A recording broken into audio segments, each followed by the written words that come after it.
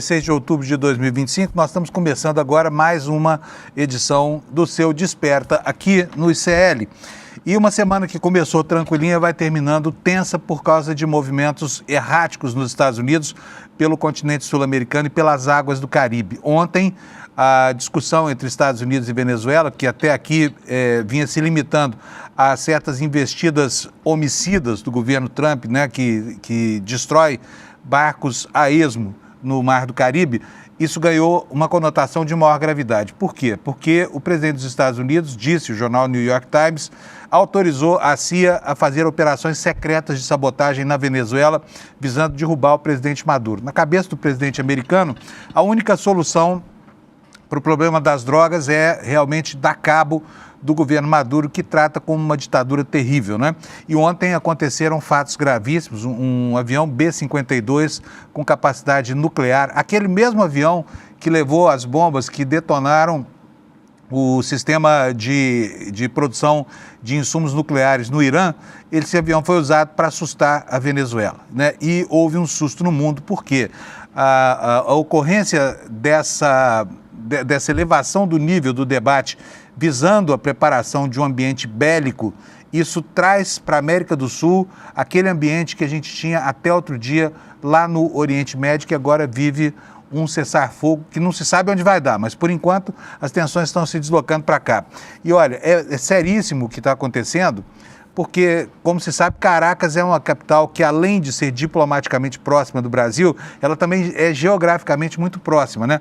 A distância, por exemplo, entre Belém do Pará e onde vai acontecer a COP30 no mês que vem, e a capital da Venezuela é de pouco mais de 2.500 quilômetros. É mais ou menos a mesma distância de Belém a Brasília, né? E isso traz um ambiente de instabilidade e de medo mesmo de que a fúria de Trump se volte agora contra a América Latina. A gente sabe que a pessoa que coordena esses movimentos é o secretário de Estado, né, e o Pete Hegseth, que é o secretário da Guerra, o ministro da Guerra nos Estados Unidos, e eles têm ódio da América Latina. Não existe outra palavra para estabelecer em que nível essas relações se dão.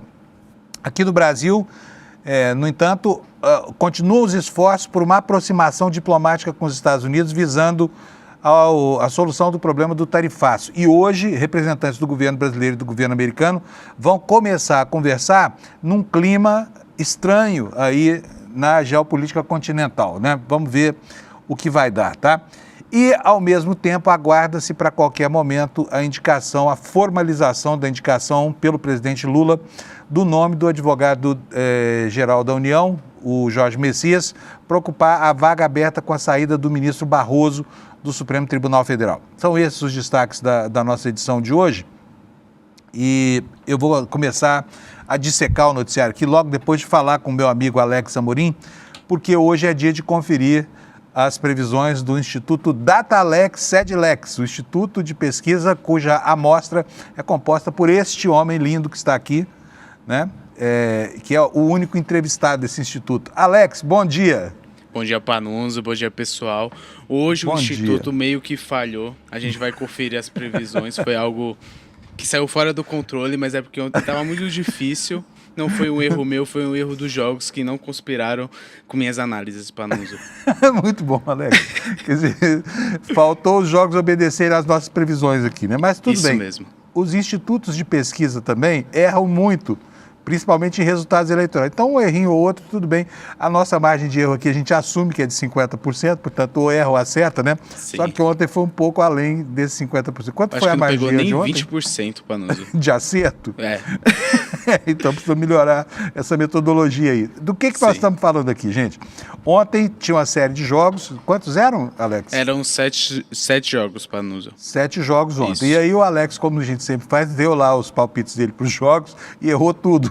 Dessa vez, errou acertou tudo, 2, né? Acertei 2. 2, parabéns, foi muito bom mesmo. Então vamos conferir a gravação de ontem primeiro e depois ver o que foi que a gente acertou, o que a gente errou? Bora. Vamos lá, põe a gravação de ontem então, Alex. Bora. Palmeiras e quem aí? Red Bull Palmeiras Bragantino. e Red Bull. Quanto? Palmeiras 2-0. 2-0, tá modesto o prognóstico. Botafogo e Flamengo. Um empate. Por quanto? 0-0. 0-0? Isso. Ó, você tá prevendo pouco gol nessa partida, hein? Próximo. Mirassol Internacional será uma vitória do Mirassol. Sport e Ceará, um jogo difícil lá na Ilha do Retiro, porém eu creio na vitória do Sport. Atlético Mineiro e Cruzeiro, eu vou ser um pouquinho clubista, eu acho que vai dar o Atlético Mineiro. Fortaleza e Vasco, eu acho que o Fortaleza empata com o Vasco. E agora no clássico Santos e Corinthians, eu creio que o Coringão vai vencer o Santos lá na Vila Belmiro, Panusa. Então, esse eu faço questão que você diga qual é a perspectiva do placar. 2-0. 2-0? Eu vou botar um 4-1 aqui, tá? Pro Corinthians? Pro Corinthians, é. Vamos ver o que vai acontecer aí. Bom, eu pelo menos assumo que eu não entendo nada de futebol, tá? A minha fonte única sobre futebol é o Alex, a única pessoa com quem eu converso sobre esporte ao longo dos meus dias é o Alex. Sim. Mas 4-1, né, eu prevendo 4-1 aqui pro Corinthians. O Corinthians tomou uma naba ontem do Santos, 3-1 foi o resultado do jogo, né? Isso mesmo, Panuso. Lembrando que se você depender de mim agora pros resultados, você tá meio que lascado querendo. Pode falar. Eu sei, esse risco eu assumo aqui. Mas ontem o Corinthians foi algo que me pegou meio de surpresa também. Eu comecei a assistir o jogo, o Santos começou muito bem.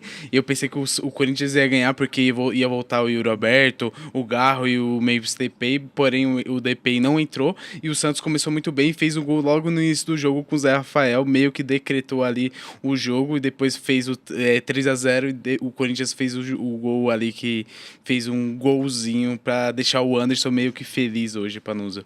Pois é, eu estou vendo aqui nos jornais que a vitória do Santos ontem se deveu à ausência do Neymar. O Neymar é aquele tipo de jogador que quando não joga ajuda o time, é isso? Ele estava na arquibancada ontem, né? Isso mesmo, ele tava lá no camarote com os brothers dele lá acompanhando o jogo. Eu vi, na hora, eu assisti apenas o primeiro tempo ali e na hora que saiu o gol do Zé Rafael, ele comemorou bastante, lembrando que ele não pode se levantar porque tá com a lesão ali no joelho, mas ele fez essa comemoração que ajudou também o Santos a sair vitorioso ontem, Panusa. Pois é, que coisa estranha que é no nosso futebol, né? O time vai bem quando o principal jogador desse time não joga, nem aparece no estádio. Virou coach. Exatamente. Bom, então falhamos, erramos, a gente se desculpa aqui com o pessoal, mas o DataLex e Edlex é um instituto que assume as suas idiosincrasias e não tenta justificar erros como os demais institutos costumam fazer, tá? Isso Eles mesmo. falam, não é que nós erramos, é que as eleições não combinaram com os nossos prognósticos, como fez aí o Alex hoje na... Isso mesmo. Vamos lá, Alex, dá o placar dos jogos de ontem então para nós aí, fala, errei ou acertei, vai lá. Perfeito, vamos lá, Panusa. Então, Palmeiras ganhou de 5-1 de virada. E nisso tá na primeira colocação com 61 pontos. Esse eu acertei. No jogo entre Flamengo e Botafogo eu errei, falei que seria empate. Porque ele não teria coragem de falar o contrário também, né, gente? Vocês sabem que o Alex é palmeirense roxo, ou palmeirense verde, sei lá como é que é a cor. Vai lá, continua, Alex. Bora. Então, o Flamengo ganha de 3-0 do Botafogo, esse eu errei.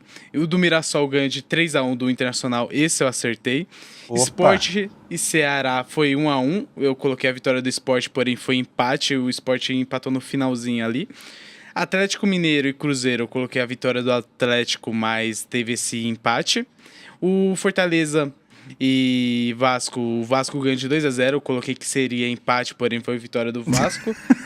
Até esse errou. Sim. Pelo amor e pra de Deus. finalizar, eu e você, nós erramos para nos ver esse jogo 3-1. O Santos chegou e fez esse dever de casa contra o Corinthians e ganhou de 3-1 ontem para nos. Então foram 7 jogos, 2 acertos e 5 erros para nos.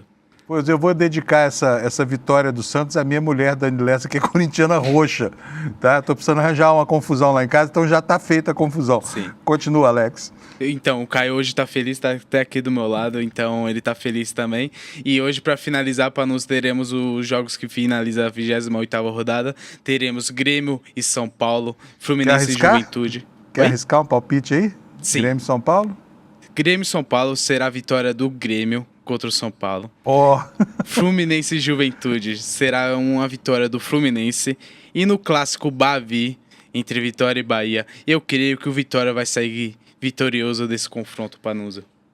Muito bem, está feito aí o prognóstico. Amanhã a gente confere como é que foi o desempenho do nosso grande instituto de pesquisa DataLex, Sedlex. Vamos nessa, Panusa. Vamos nessa, um abraço, obrigado, viu? Então, senhores e senhoras e senhores, não nos crucifiquem por conta desses erros aqui, das nossas previsões esportivas, né?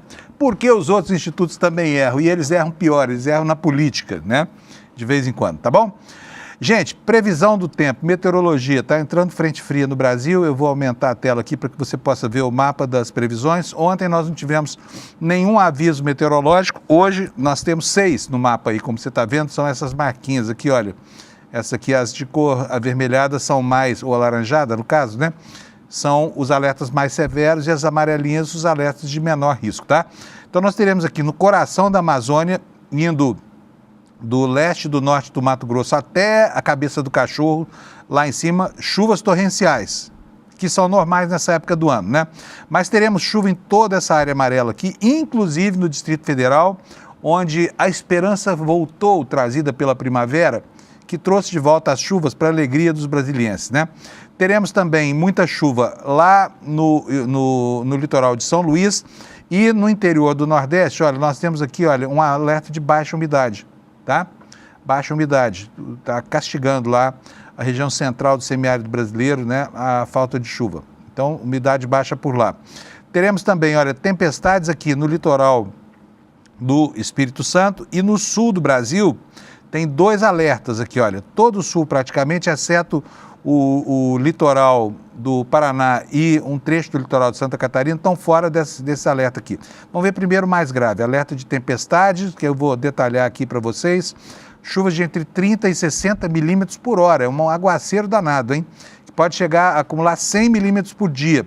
Ventos de até 100 km por hora, queda de granizo, risco de corte de energia, estrago em plantações, quer dizer, é um alerta severo em toda essa faixa alaranjada aqui, olha, no oeste da região sul, né, a partir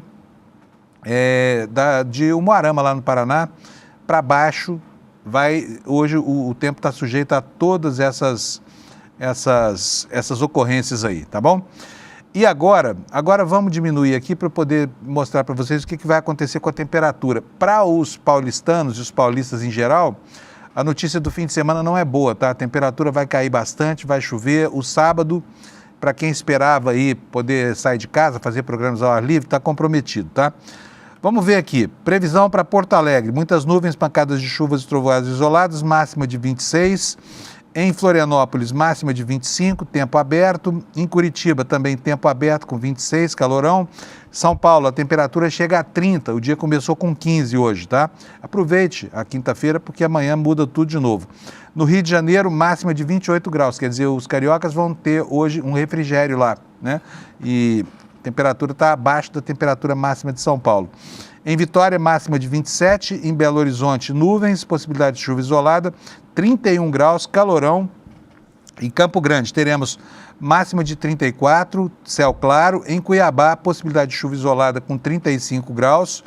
Em Goiânia terá poucas nuvens, 33 graus de máxima. E Brasília também terá poucas nuvens, mas existe previsão, possibilidade de chuva, tá bom? Em Palmas, Tocantins, temperatura máxima de 34 graus, chuva isolada para lá. Em Cuiabá, teremos 35 graus, calorão, né? Em Porto Velho, 31, chuva isolada, é previsão. Muitas nuvens, trovoadas, 32 graus de temperatura em Rio Branco. Em Manaus, 33, a mesma previsão. Em Boa Vista, nuvens, pancadas de chuva, trovoadas com máxima de 33 graus. Macapá, a temperatura vai a 34 e daqui para frente, nas demais capitais fora do Nordeste, não chove, tá? A máxima em Belém será de 34, em São Luís de 32, em Teresina, caldeirão do Brasil, 39 graus, Setembro-Obró lá ativado. Em Fortaleza teremos 31 graus, nas capitais do Nordeste, possibilidade de chuva isolada, todas elas na casa de 31 a 30 graus de máxima, tá bom? E Salvador com máxima de 29. Essa é a previsão da meteorologia para esta quinta-feira. Vamos então agora às notícias, né? As notícias que são importantes para o nosso dia de hoje. E está acontecendo um monte de coisas. Eu vou até renovar aqui a página do nosso site para a gente poder servir notícias fresquinhas para você. Primeira informação aqui na nossa home, na home do nosso site, iclnoticias.com.br, PGR pede abertura de investigações sobre interferência de Bolsonaro na PF. Aqui, eu já vou explicar, antes de entrar em detalhes, que a Polícia Federal já tinha concluído esse inquérito e não tinha encontrado elementos de que Bolsonaro tentou interferir na Polícia Federal. Sabe quem é esse bonitão aqui, na fotografia? É o prefeito de Cuiabá. Este homem falava poucas e boas sobre a ausência de vereadores petistas em Cuiabá, que o PT tinha se desfacelado, prometia uma gestão primorosa e agora está aí, ó, com o Pires na mão pedindo dinheiro para o governo federal, porque tem uma gestão que está para lá de desastrosa, uma gestão calamitosa, que o nosso site aqui classifica como gestão caótica, né? E o prefeito de Cuiabá, que chama Abílio Brunini, né? Um cidadão que fala muito, mas que não faz nada, está aí pedindo dinheiro para o governo Lula para tentar fechar as contas com a cidade ameaçada de paralisação nos seus serviços públicos por incompetência gerencial dessa criatura. Abílio Brunini fez vários e vários comícios aí durante a campanha eleitoral e depois tem repetido essas perorações aí nas suas aparições públicas, se gabando de ter uma administração livre de petistas, né? E aí tá aí o resultado. A administração dele é um caos. Ele mesmo não sabe o que fazer. Vamos para os outros destaques aqui. A Marinha volta a criar embaraço para o governo, publicando um artigo com cobranças ao governo no site oficial. E tivemos até a prisão de um ex-assessor de quem? De Rodrigo Pacheco, que é candidato a ministro do Supremo Tribunal Federal, que foi preso na Operação Rejeito, tá? E nós vamos falar sobre isso daqui a pouco.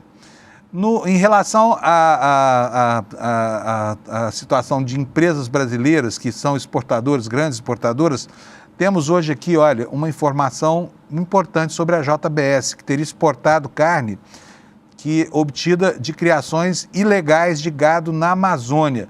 Carne que foi parar na Europa, que tem ojeriza de produtos que são produtos agrícolas da região da Amazônia, né?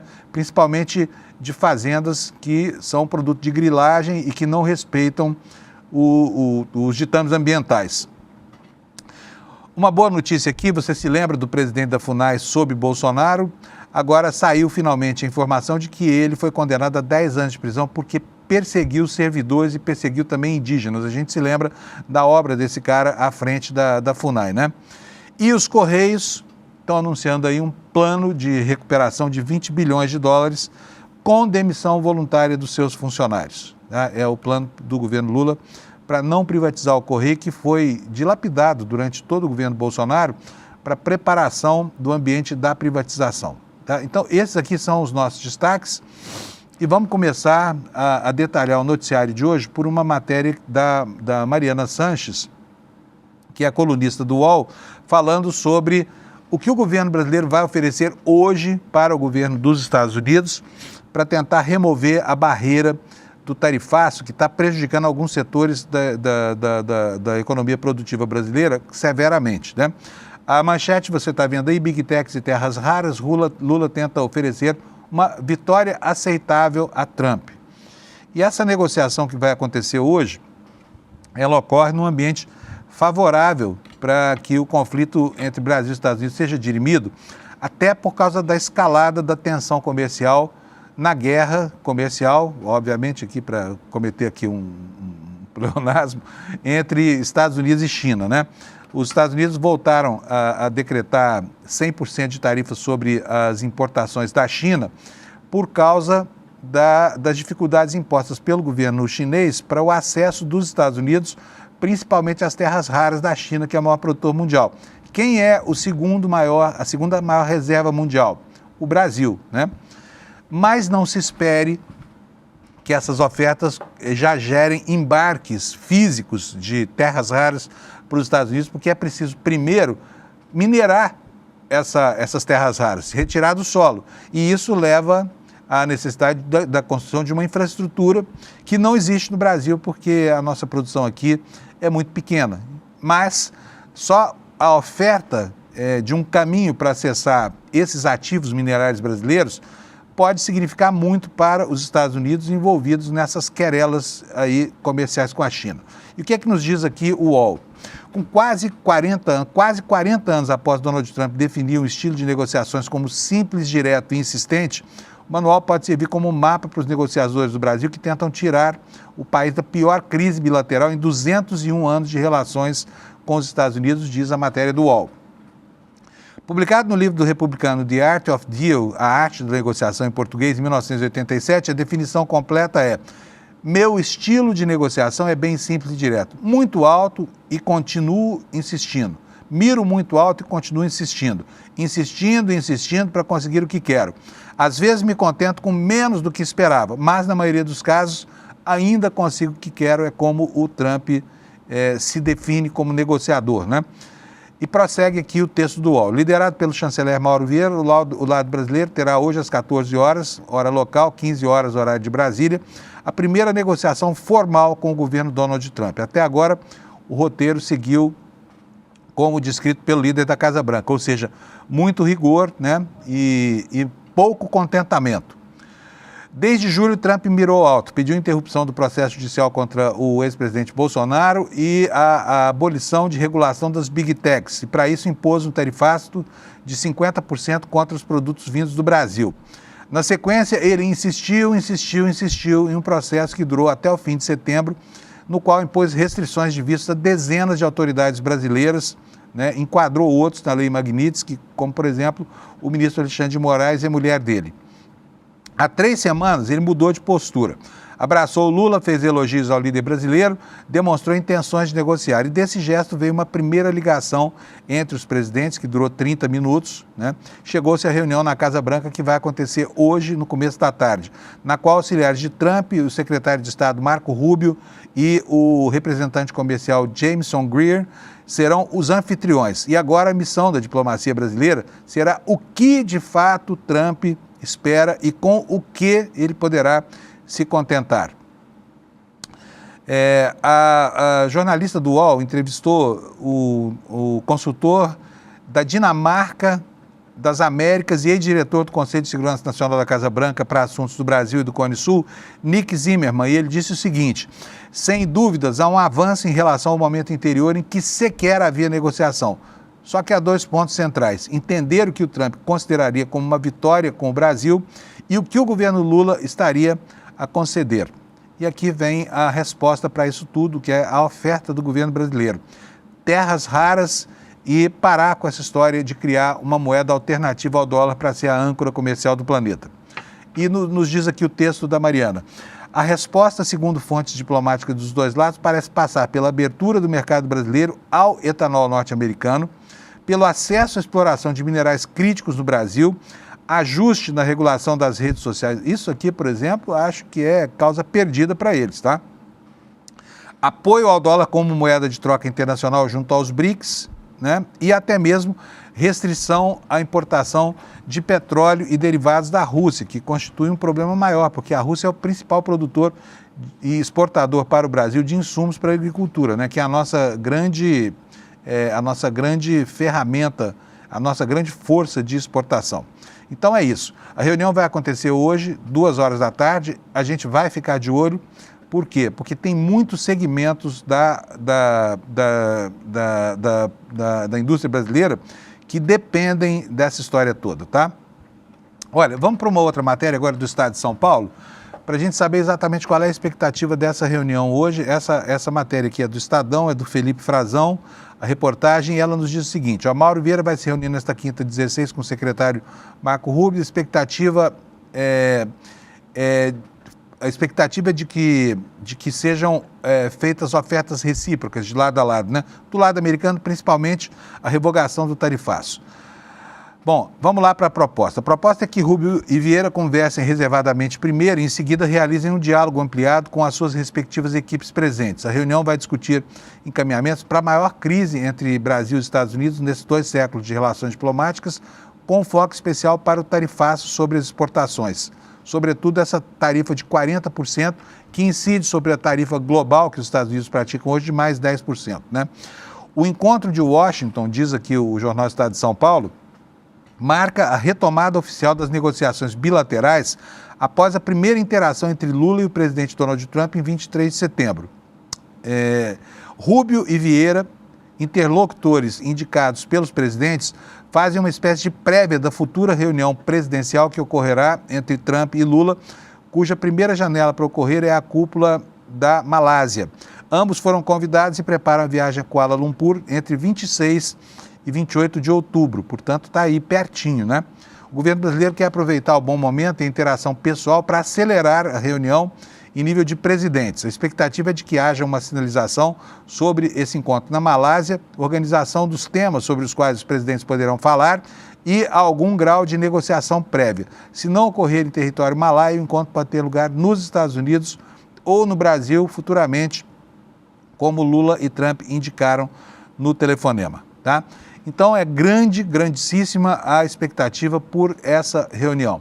Até porque aqui no Brasil há segmentos da nossa economia e eles produzem 40% de tudo que é exportado para os Estados Unidos que estão sujeitos, sim, né, a problemas severos pela perda de acesso ao mercado americano determinada por esse tarifaço de 50%, né?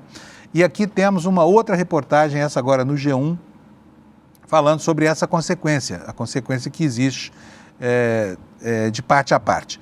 Tarifa de Trump trava exportações, força Brasil a buscar novos mercados, o governo tenta reverter impasse nessa quinta, é o que fala aqui a editoria de economia do G1.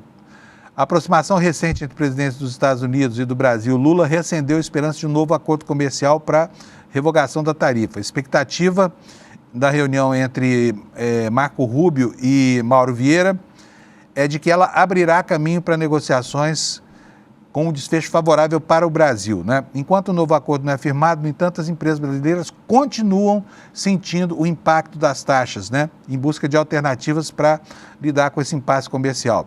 Efeitos diversos, aponta a matéria. No Ceará, fábricas precisam cortar gastos enquanto procuram novos clientes na Europa e na Ásia para escoar seus produtos. Em Minas Gerais, produtores perderam contratos com os Estados Unidos e enviaram amostras da sua produção para Noruega e para Dubai na tentativa de evitar prejuízo. Olha, lagostas tradicionalmente vendidas ao mercado americano permanecem estocadas à espera de compradores na China.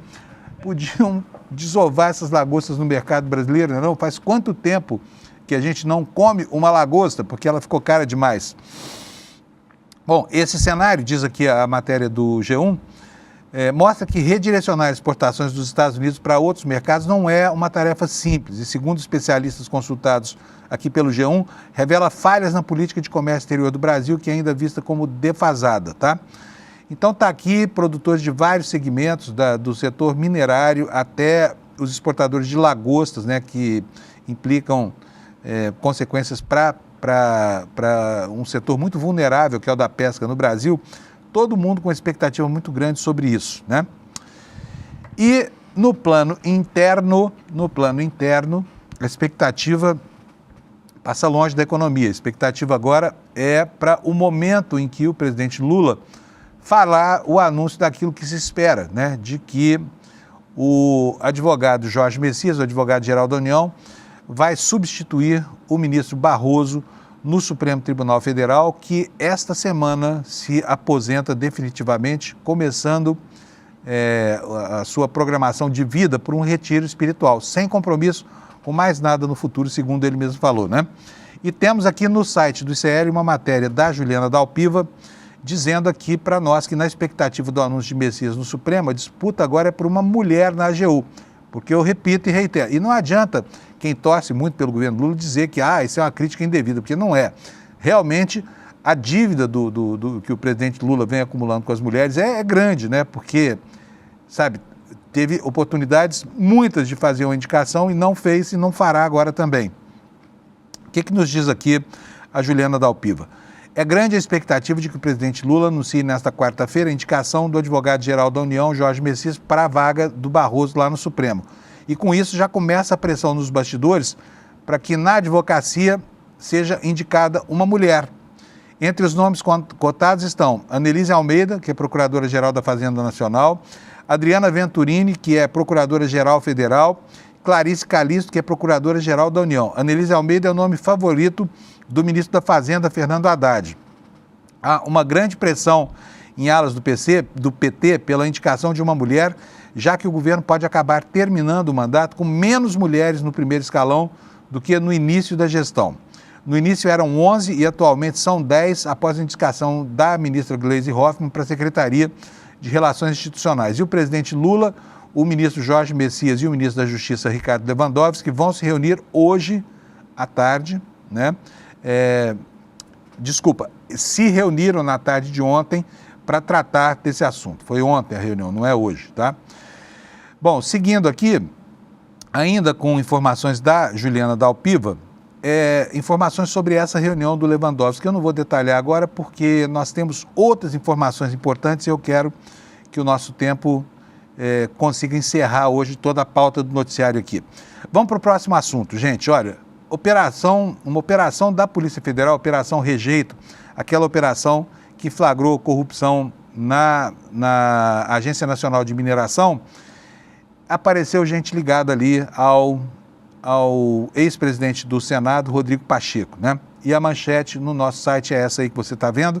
Ex-assessor de Pacheco, preso na Operação Rejeito, é sócio de um deputado aliado do senador. E o escritório de advocacia do Pacheco já defendeu uma mineradora investigada no esquema de corrupção de licenças ambientais, né?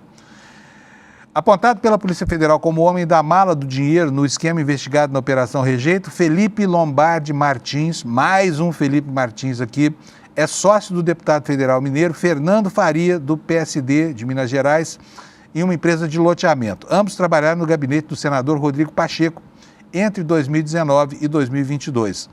Deflagrado em 17 de setembro, a operação apura um esquema bilionário de corrupção para facilitar a exploração ilegal de minério de ferro por meio de licenças ambientais fraudulentas. Em outubro de 2022, Faria foi eleito para a Câmara dos Deputados e atuou como líder da bancada mineira até junho deste ano. Ele e Pacheco fazem uma dobradinha no envio de emendas parlamentares a prefeituras mineiras, parceria que é propagandeada inclusive nas redes sociais. A empresa Mirante da Mantiqueira, que tem Felipe Martins e Luiz Fernando Faria como sócios, também conta no quadro social com a Minerar Participações S.A., que foi alvo da PF na Operação Rejeito. Preso pela Polícia Federal, Felipe Lombardi Martins é acusado de ser o operador financeiro do grupo, responsável pela triangulação de valores, controle de aportes, saques em espécie e entrega de propinas. Segundo investigadores da PF, ele se encontrava com servidores públicos para repassar valores ilícitos e teve atuação central na lavagem de dinheiro e na ocultação de patrimônio. É este aí, olha, Felipe Lombardi Martins, ex-assessor do Rodrigo Pacheco, tá? As provas colhidas no inquérito são de junho do ano passado e de janeiro desse ano, período em que Martins já não trabalhava mais com Rodrigo Pacheco. Ele atuou no gabinete do senador como assistente parlamentar júnior de março de 2019 a dezembro de 2022, conforme revelou a Repórter Brasil. Bom, aí o ICL apurou que ele integrou a equipe do presidente do Senado no mesmo período em que Luiz Fernando Faria, que foi nomeado em abril de 2019, exonerado em junho de 2022, e um ano depois eles viraram sócios, né? O deputado tem participação na Mirante da Mantiqueira por meio da Orleans Empreendimentos e Participações, conforme informações da Receita Federal. O Faria foi procurado, afirmou que não tem qualquer envolvimento com os fatos apurados na operação e acrescentou, sem responder sobre a sua relação com o Felipe Martins. Também não posso lhe ajudar com nenhuma outra informação por desconhecer completamente os fatos relacionados com a Operação Rejeito. Foi o que ele falou aqui ao site do ICL. Gente, a situação, agora indo para o noticiário internacional, a situação esquentou no Caribe, na região do Caribe venezuelano. Ontem foi um dia em que os Estados Unidos deram uma demonstração de força e o governo Maduro fez um apelo para que não haja guerra na América Latina. Mas, no entanto, a discussão, a retórica beligerante, ela continua aquecida e ontem aqueceu mais ainda. Começou com isso aqui, olha, que você vai ver aí. Maduro condenando ideologias supremacistas e nazistas, né, promovidas por Trump. E há aqui um festival de acusações. Ditador de um lado, nazista de outro e tudo mais, né? diz aqui no intertítulo que o Maduro condenou o supremacismo dos Estados Unidos e as campanhas xenofóbicas que associam os venezuelanos com crimes. Antes de introduzir, eu quero respeitar a cronologia dos acontecimentos, então vou mostrar para vocês algo que é de anteontem. A gente ontem não conseguiu mostrar aqui, esse vídeo não estava disponível. Se você viu o noticiário ontem à noite, certamente você viu essa operação. Mais um barco foi abatido pelo governo dos Estados Unidos. Eu quero mostrar o vídeo para vocês. Alex, põe para a gente, por favor. Tá aí, olha, mais uma operação dessas, né, em que um barco, olha, o barco estava inclusive parado, não estava navegando em águas do Caribe, supostamente levando drogas em direção aos Estados Unidos, foi bombardeado, como você vê aí, pela Marinha Americana, por aviões da Marinha Americana, né? Morreram mais 6 pessoas nesse ataque, que foi justificado pelos Estados Unidos como um ataque que é parte da guerra às drogas. Agora, vamos voltar um pouco no tempo.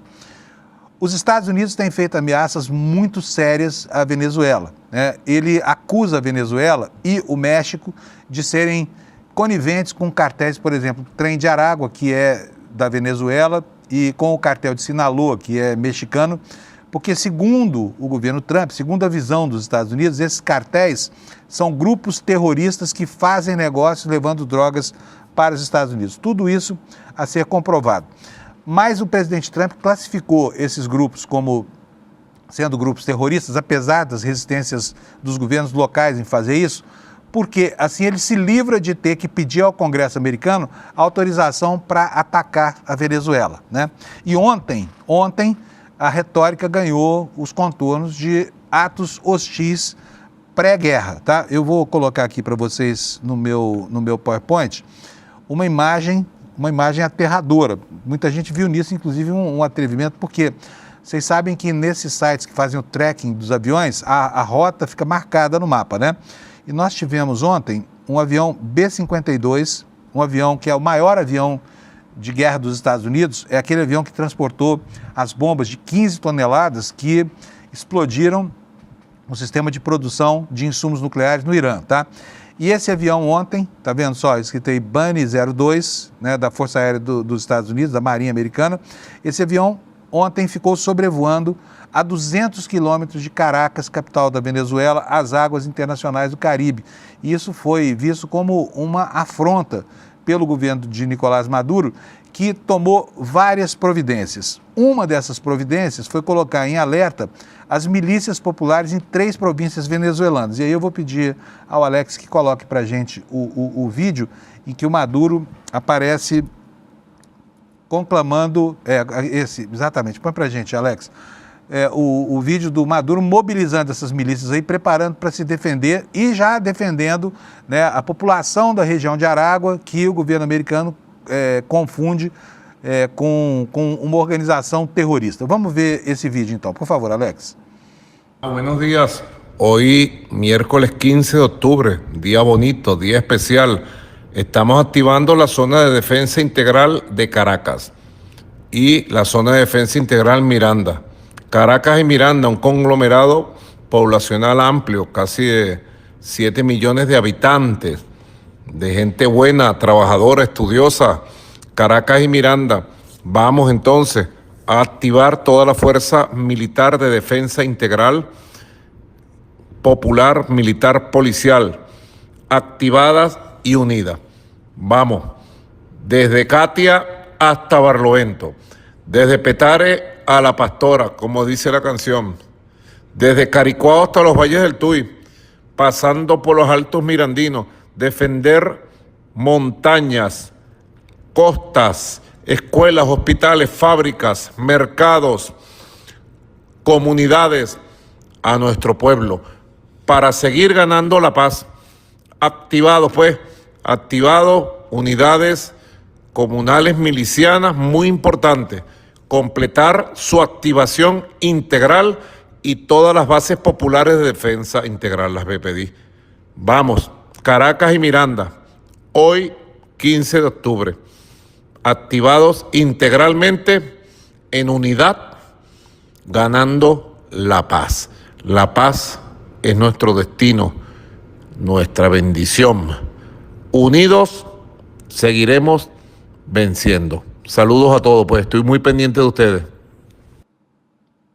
Pois é, tá aí então, né, o presidente da Venezuela ativando as milícias, né, nessa região importante. Só em Aragua são 7 milhões de habitantes, né, e as milícias populares armadas para se defender de uma guerra que não tem, se acontecer, não terá interferência humana.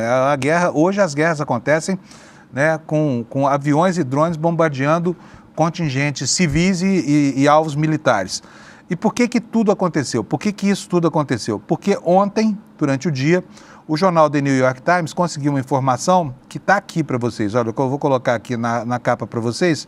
Ela esteve como manchete principal do jornal ontem, durante boa parte do dia, e hoje ela está aqui, olha. A administração Trump autoriza a CIA a fazer ações secretas na Venezuela. A notícia está aqui, vou ler para vocês, olha. O acontecimento ocorre no momento que os militares dos Estados Unidos estão elaborando, isso é que é mais grave, os militares dos Estados Unidos estão elaborando um cardápio de opções para o Trump considerar, incluindo possíveis ataques dentro do país. Vamos ler um trechinho da reportagem? A administração Trump autorizou secretamente a CIA a conduzir ações secretas na Venezuela, segundo autoridades norte-americanas, intensificando a campanha contra Nicolás Maduro, o líder autoritário do país. A autorização é o mais recente passo na intensificação da campanha de pressão do governo Trump contra a Venezuela. Durante semanas, o exército dos Estados Unidos esteve visando barcos na costa venezuelana que diz que estão transportando drogas, matando até agora 27 pessoas. As autoridades americanas deixaram claro em privado que o objetivo final é tirar Maduro do poder. Trump reconheceu na quarta-feira que autorizou a ação secreta e disse que os Estados Unidos estavam considerando ataques em territórios venezuelanos. O que ele disse? Certamente estamos olhando para a terra agora, porque temos um mar muito bem controlado, disse o presidente aos repórteres horas depois que o The New York Times noticiou a autorização secreta para que a CIA faça operações de sabotagem lá dentro da Venezuela. Prossegue aqui o The New York Times. Quaisquer ataques em territórios venezuelanos representariam uma escalada significativa. Após vários ataques de barcos ou ataques a barcos, a administração ressaltou que as operações ocorreram em águas internacionais. A nova autoridade permitiria que a CIA realizasse operações letais na Venezuela e conduzisse uma série de operações no Caribe. Tudo isso feito nos moldes das intervenções das décadas de 50 e 60, quando elites políticas de direita corruptas e venais autorizavam ações como as que aconteceram no Brasil, na Argentina, no Uruguai, por toda parte do continente sul-americano, né? Mas continua aqui o texto do New York Times. O desenvolvimento ocorre no momento em que os militares dos Estados Unidos planejam a própria possível escalada, elaborando opções a serem consideradas pelo presidente Trump, incluindo ataques dentro da Venezuela. O aumento da escalada militar na região é substancial. Existem atualmente 10 mil soldados dos Estados Unidos no Caribe, a maioria deles em base em Porto Rico, mas também um contingente de fuzileiros navais em navios de assalto e anfíbios. No total, a Marinha tem 8 navios de guerra de superfície e um submarino rondando o Caribe. As novas autoridades, conhecidas no jargão de inteligência como uma descoberta presidencial, as novas autorizações, né? Como uma descoberta presidencial, foram descritas por várias autoridades dos Estados Unidos que falaram sob condição de anonimato para discutir o documento que é altamente confidencial. E aí, com isso tudo acontecendo, né, Trump autorizando operações da CIA, essa coisa toda, o Maduro ontem mudou um pouco o discurso, tá? Ele apareceu publicamente, não mais com as bravatas habituais, né, para escalar o clima, mas com uma declaração visando distensionar o ambiente, no estilo dele, que a gente vai ver agora. Roda para nós, por favor, Alex, o segundo vídeo do Maduro. Cada zona de defensa integral que se activa da el ejemplo, se supera, así que nos superamos día por día en la preparación para la defensa, preparando la resistencia popular activa, creativa y prolongada y en ofensiva permanente con la iniciativa. Venezuela le pertenece a los venezolanos y las venezolanas y seguiremos ganando la paz, ejerciendo nuestra soberanía plena y defendiendo el derecho a la vida, a la alegría de un pueblo que construye su máxima felicidad posible. Agora, Alex, eu quero que você mostre para a gente o último vídeo que eu mandei para você, Trump, Maduro não quer guerra, número 1. Tá? Porque isso né, foi um dia muito rico em declarações de parte a parte ontem, e no final do dia aconteceu essa última declarações em que Maduro, diante do Conselho da Soberania do país, declarou que não quer guerra, que a América Latina não quer uma guerra agora com os Estados Unidos, é o que nós vamos ver agora. Roda para nós, por favor, Alex. Creo que una de las tareas que se está cumpliendo y que debe profundizarse con creatividad, y ustedes tienen creatividad, es llevar la verdad y la fuerza y voluntad de paz de Venezuela a la opinión pública estadounidense. Ganar la paz de Venezuela en la opinión pública estadounidense, con razones, con ejemplos, con testimonio y con la verdad y la rectitud de nuestra conducta. Decirle al pueblo de Estados Unidos, no a la guerra. No queremos una guerra en el Caribe ni en Sudamérica. No. Pois é, que coisa terrível esse acirramento das tensões, né? E ocorre num momento muito ruim para o Brasil, especificamente, por conta de um evento que vai acontecer no mês que vem, que é a COP30. A distância de Caracas a Belém é de cerca de 2.500 quilômetros. É perto, né? Para um teatro virtual de guerra que a gente pode antever caso essas tensões continuem se acirrando e caso o presidente dos Estados Unidos continue querendo transportar para a América Latina, que ele deplora, aquele ambiente de tensão que havia até outro dia no Oriente Médio, né, especificamente entre Israel e os palestinos. Então, nesse momento em que o Brasil se prepara para receber líderes de todo o planeta para discutir o meio ambiente, que é outro assunto que o Trump deplora, acontece o acirramento dessas tensões, né? Eu diria aqui para vocês que é tudo o que ele quer, atrapalhar uma cúpula do clima, atrapalhar a discussão da proteção ao meio ambiente, que ele odeia, né, num lugar do mundo do qual ele também não gosta, que é a América Latina, porque não entende, porque acha que está polvilhada por comunistas terríveis e por líderes que se colocam como antagonistas da hegemonia americana, caso de Lula, né? E num momento especialmente delicado. Por quê? Porque, como se sabe hoje, a gente já falou disso aqui no nosso jornal de hoje, neste momento, na tarde de hoje, o Brasil começa a negociar com os Estados Unidos a redução das tarifas aplicadas por Trump, que prejudicaram muito alguns setores da nossa economia, né? E se a escalada continuar, provavelmente o Brasil vai ter que se posicionar. E não é difícil antever que posição terá o Brasil, que é um parceiro histórico da Venezuela, né? E que tem simpatia pelo governo Maduro, apesar de algumas divergências em relação às últimas eleições, que, no entanto, já foram superadas e ninguém fala disso. Então, o momento para essa escalada não poderia ser pior para nós aqui no Brasil, né? Porque pode interferir nas negociações do tarifaço, forçando a diplomacia brasileira a tomar uma posição que os Estados Unidos podem considerar hostil, né? E por causa da questão da COP30. Tomara que isso tudo, que esse enrosco todo vá se dirimindo ao longo dos próximos dias. Vamos falar agora sobre outras questões do Brasil. Gente, olha, nós tivemos ontem uma decisão do Supremo, que é uma decisão muito importante. Por quê? Alguns municípios brasileiros estão editando leis que proíbem menções a gênero e orientação sexual. E cabe ao Supremo Tribunal Federal aplicar os preceitos constitucionais da liberdade de expressão e da autonomia, né, que devem ter professores, por exemplo, ao determinar de que maneira pretendem ensinar os conteúdos pedagógicos para os seus alunos.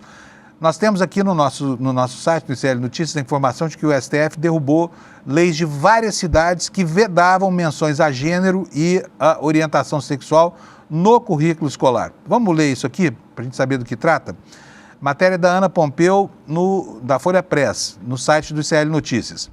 O Supremo declarou inconstitucionais leis municipais que impediam menções a gênero e a orientação sexual no currículo escolar. A decisão foi unânime e apontou que normas e diretrizes escolares são de competência privativa da União e exigem tratamento uniforme em todo o país.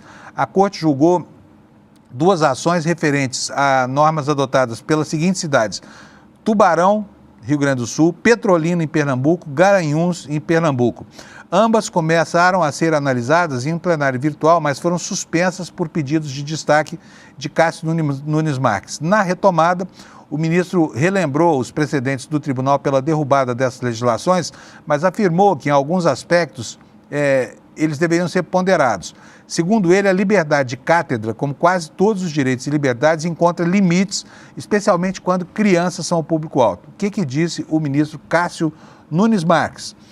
Se é certo que os municípios não podem legislar, não menos exato é que a exposição de discussão e polêmicas podem revelar-se modelo opressivo. Foi o que disse Nunes Marques. E ele ainda disse o seguinte: preservar a infância não é conservadorismo. O princípio central da educação infantil, independentemente dos métodos escolhidos, deve se colocar ao lado do bem-estar da criança, em primeiro lugar, preservando-a de ter que pensar em decisões de longo prazo para as quais ainda não possui maturidade emocional ou cognitiva. A infância é o tempo da experimentação segura. Os ministros Flávio Dino e Cristiano Zanin foram na mesma direção. O que nos disse aqui o Flávio Dino? Ele falou o seguinte: compartilhe das preocupações trazidas pelo voto do ministro, no sentido de que é relevante evitar a chamada hipersexualização ou adultização de crianças. Acho essa uma preocupação justa, necessária, porque os impulsos nessa direção são múltiplos e todos deletérios, afirmou o ministro Flávio Dino. E disse mais, ele disse o seguinte: isso vem desde a busca de trajar meninas de modo erótico, de fazer com que as meninas sejam vistas como objeto do desejo ainda na primeira infância. Isso se dá também em relação a meninos, a adolescentes que são na prática compelidos por interesses econômicos, no mais das vezes, mas não só, a iniciarem precocemente a sua própria maneira de viver, continuou o ministro Flávio Dino. O ministro Zanin disse que é necessário observar os preceitos pedagógicos de adequação de conteúdo e da metodologia aos diferentes níveis de compreensão e maturidade de acordo com as faixas etárias e ciclos educacionais. Todos os ministros, diz aqui a reportagem no site do ICL, se manifestaram para apontar a incompetência dos municípios para fixar normas sobre currículos escolares, mas fizeram reflexões de diferentes linhas. Ao contrário dos colegas, Alexandre de Moraes afirmou que as leis analisadas voltam ao período da Inquisição. O que disse o ministro Alexandre de Moraes?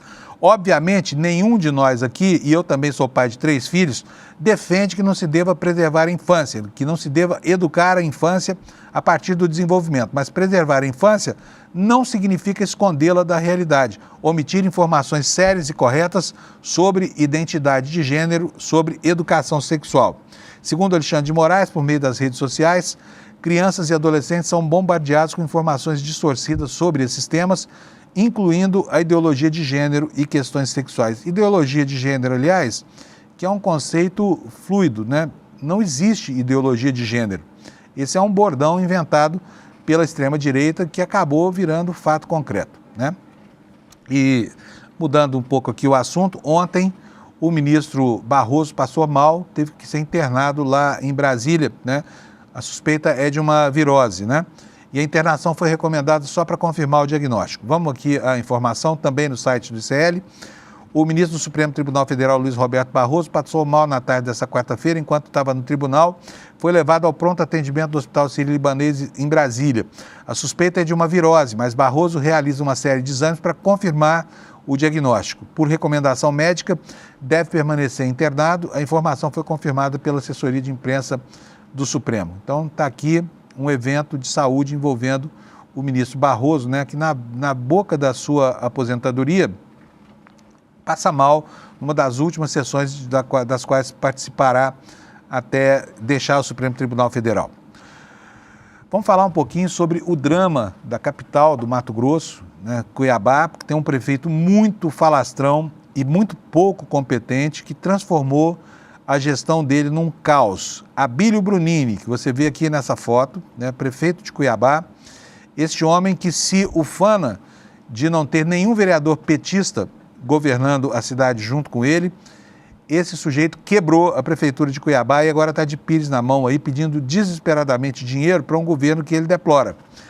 O que nos diz a matéria sobre isso aqui no site do ICL?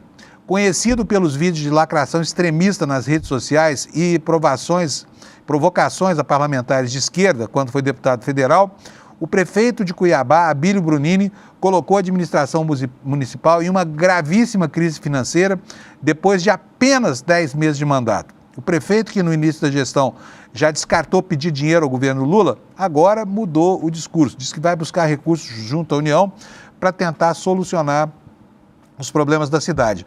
Nessa semana, Abílio admitiu a possibilidade de decretar calamidade financeira no município pela segunda vez em 2025.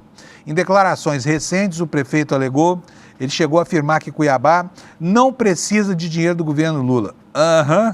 Muito bom. A última declaração ocorreu há menos de um mês, no dia 18 de setembro. Na ocasião, Abílio afirmou: o município de Cuiabá, enquanto eu estiver à frente da prefeitura, não se senta com o pessoal da esquerda, porque a gente não gosta de sentar com mentiroso. Quem será que era o mentiroso a qual ele se referia aqui, né? Na última semana, após o agravamento da crise financeira, prossegue aqui a matéria no site do ICL, o discurso mudou e Abílio Brunini admitiu que pessoas ligadas à sua administração estão sim buscando recursos junto ao governo federal. Diz o seguinte, quanto ao governo federal, nós temos diversas pessoas articulando para buscar projetos e tudo mais. Protocolamos pedidos do novo PAC em todos os processos.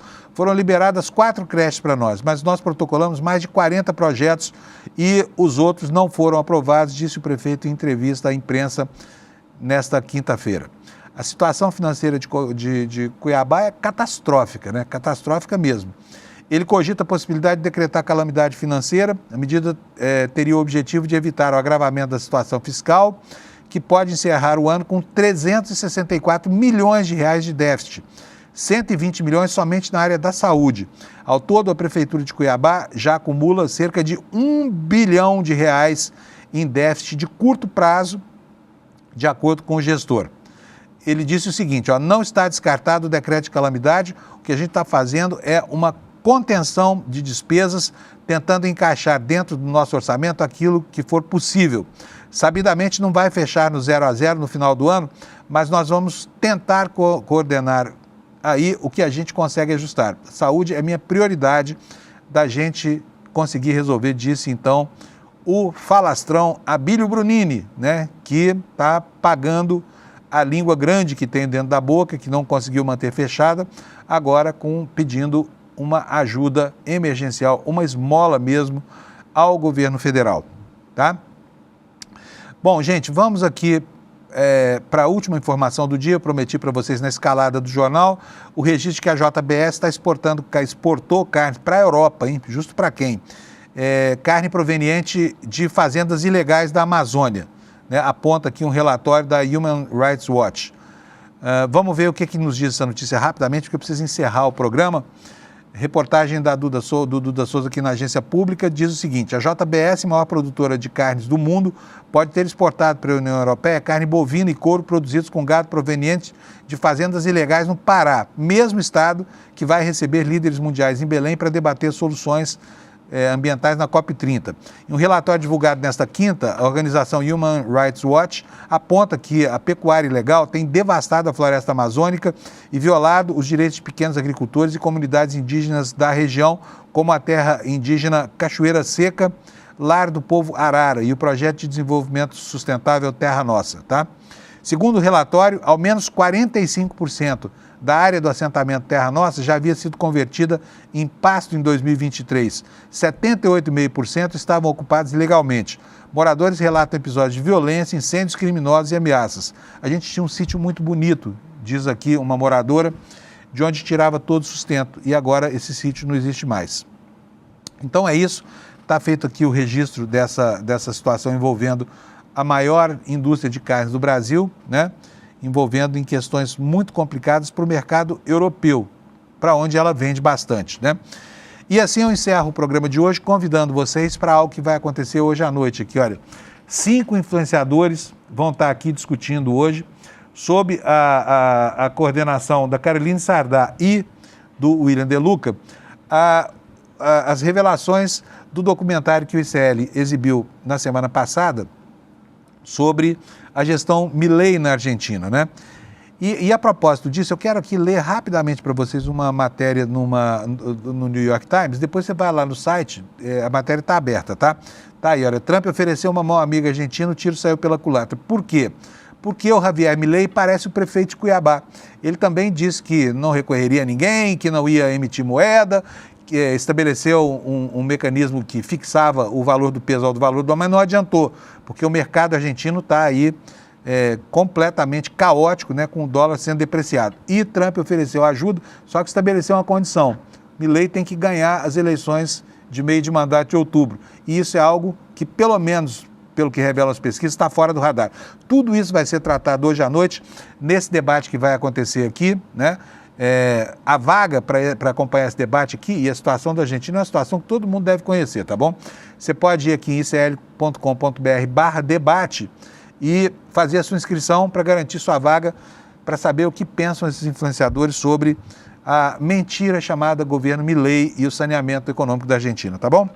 8 da manhã, obrigado pela sua audiência, vem aí o N1, eu encontro vocês aqui para encerrar a semana amanhã às 7 em ponto. Tchau, obrigado pela sua audiência. Você assistiu à estreia do documentário original ICL Vai Pra Argentina com Edu Moreira? Agora chegou a hora de ir além. No dia 16 de outubro, às 8 horas da noite, o ICL reúne 5 grandes influenciadores para discutir o fenômeno Milei, o economista libertário que virou símbolo da extrema-direita mundial. Cada um deles vai trazer um trecho do documentário e um ponto de vista diferente sobre o que está acontecendo de verdade na Argentina. A extrema-direita, obviamente, vai odiar. Mas quem busca entender o presente para transformar o futuro não vai perder por nada. É gratuito, online e ao vivo.